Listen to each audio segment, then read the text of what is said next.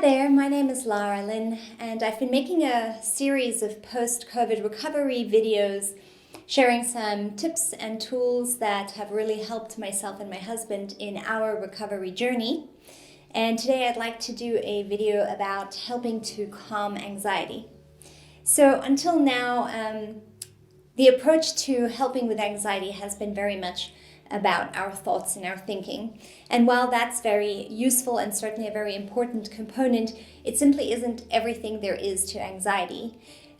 We have a lot of really real physical responses to anxiety, such as an elevated heart rate, trouble breathing, and sweaty palms, and so on. So that's because there's a really real physical and sympathetic nervous system response to anxiety. So in our nervous system, we have these two very important responses, sympathetic and parasympathetic, and both of them are very useful to us. However, in modern day life, we sometimes get stuck in this kind of sympathetic nervous system fight or flight response. And the reason for that might be because maybe you use an alarm clock to get up in the morning, so that jolts you out of your sleep. Get ready for work in a hurry. Maybe you've got kids to take to school. Then you have a very high stress commute to work. Maybe your work environment is also very high pressure and stressful. Short lunch break. Maybe you're inhaling food while you're also picking the kids up from school again. And who knows what else you have to do that day, running errands and so forth. And when you get home, you feel totally exhausted because you've been in this high stress state the whole time. And this often means that we don't make very good choices when we get home either. Instead of doing something like exercising, we rather opt for maybe having a beer and some junk food to wind down in front of a movie, which is another maybe very stimulating exercise. So this cycle can kind of continue again and again, and before we know it, we've just made this habit of being in this high stress state. So the tools I'm going to give you today will hopefully help you, as they've helped me, to kind of reset the nervous system back into more of a rest and digest. And then you can go back to your other tools like checking your thoughts and journaling and meditation and so on. But we're going to approach the physical aspect of this. So I'd like to start with something that we do in Qigong as well, which is shaking. So we observe this in nature as well. When animals have been in a very high stress situation, like the gazelle was attacked by the lion or whatever, when that gazelle comes to safety, it often shakes, and this is to burn off excess adrenaline. So we're going to do the same. We're just going to come to shaking. So whatever helps you to feel not so silly, if it helps you to put on music and do this more as a dance, fine. But really try to do this for a minimum of 1 minute, if you can, even longer. So shaking out the hands and the arms, pretty easy, bending the knees, shaking out the body, relax the shoulders. And we'll use some exhales through the mouth.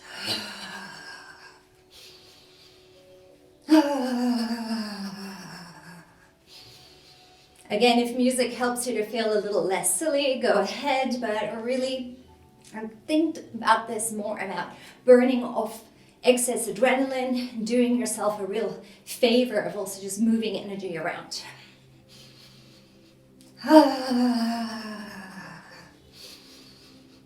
Shaking the wrists, shaking the fingers. Maybe also turning a little from side to side can be helpful. Soften the jaw.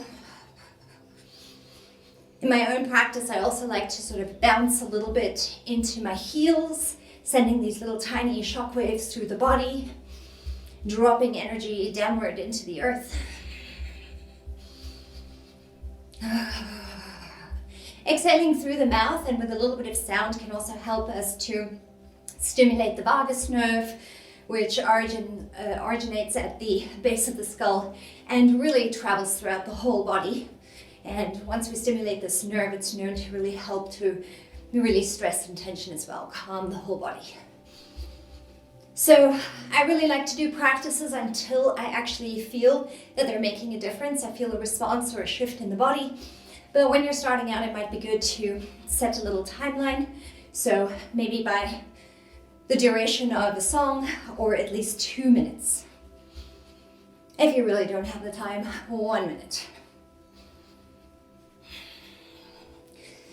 Really try to push past that little barrier of kind of wanting to give up early. The more you do this, the more adrenaline you shake off, the better the response is going to be.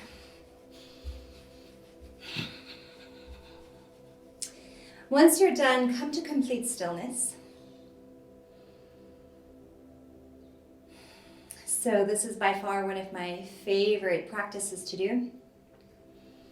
After you've been really generously shaking for a minute or 2 minutes, and you come to complete stillness, you can still feel this really interesting electrical, energetic feeling, like a little buzz throughout the whole body.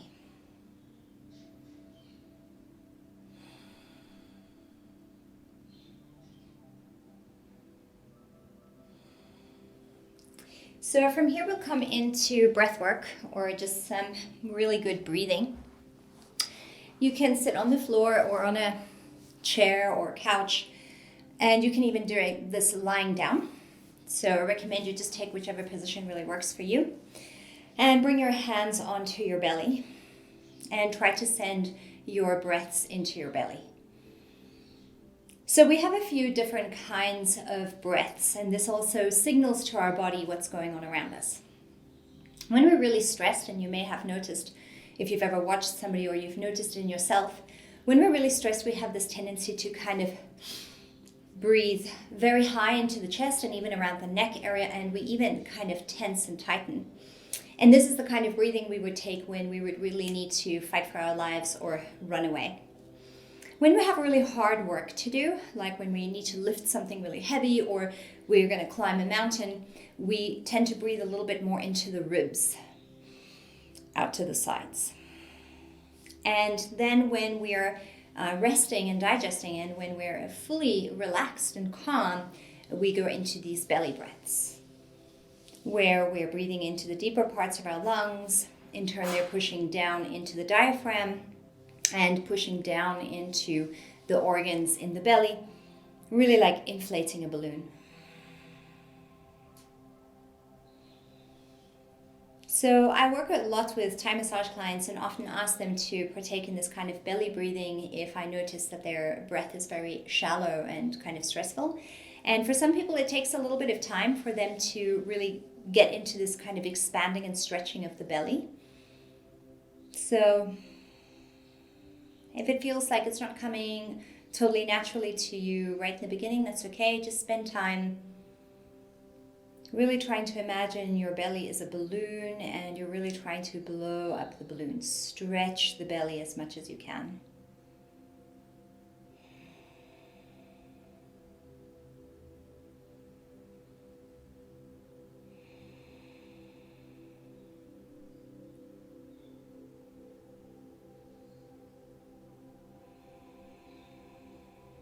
Also slowing down the breaths.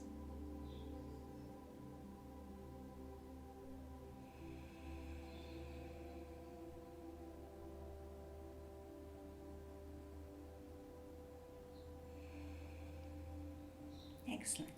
If you've really been enjoying these and you'd like to continue with them, you can press pause on this video, continue for another few minutes, and then come back when you're ready.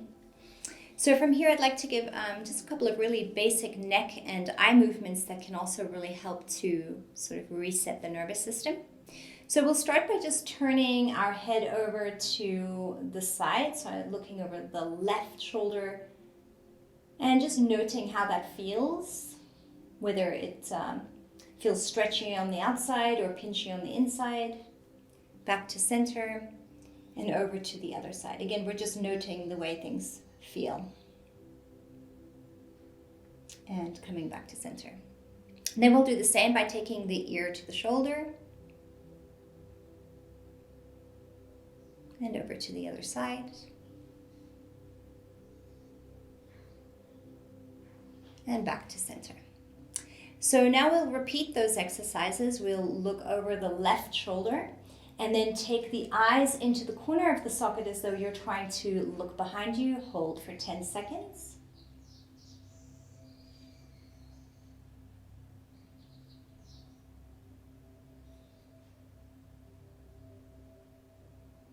Return to center and relax the eyes if you need to. In the beginning, these eye movements might be a little bit difficult. So starting with 10 seconds is a nice place to start. But if you feel okay, you could try for longer, maybe 30 seconds. Over to the other side, looking over the right shoulder, taking the eyes into the right corner of the socket like you're trying to look behind you. Hold for your 10 seconds.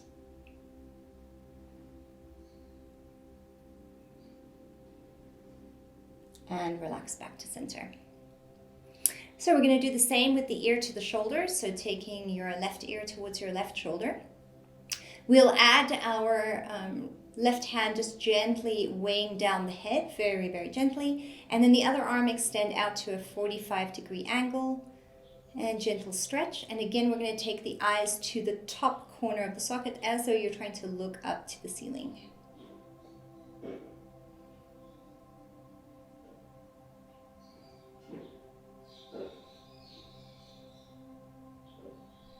And relax. Over to the other side, ear to shoulder, adding the gentle weight of the hand so you're not pulling. Stretching the other arm out to a 45-degree angle, looking up towards the ceiling.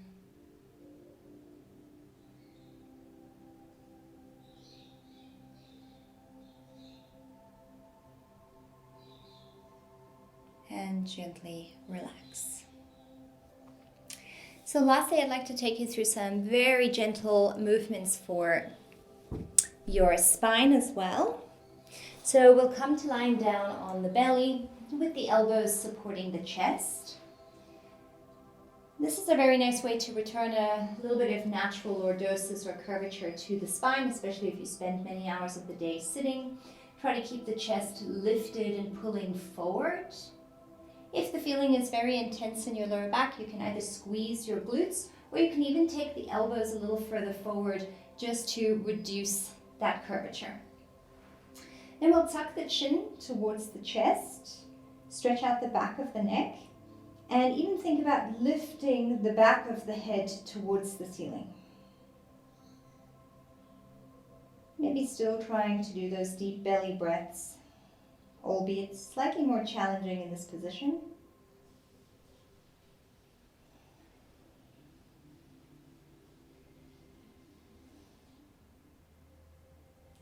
And then slowly lifting the head up and stretching the chin towards the ceiling. So not dumping the head backwards, but really thinking of stretching the front of the throat.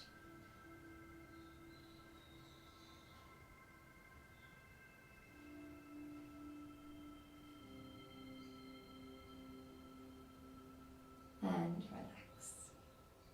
From here we'll come onto our back. Lying flat onto your back. We'll just gently tick-tock the knees from side to side.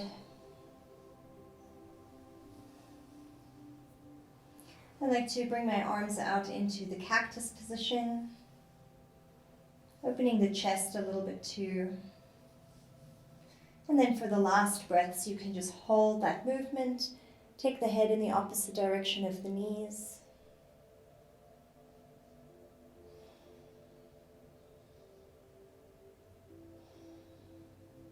Up to the center, over to the other side.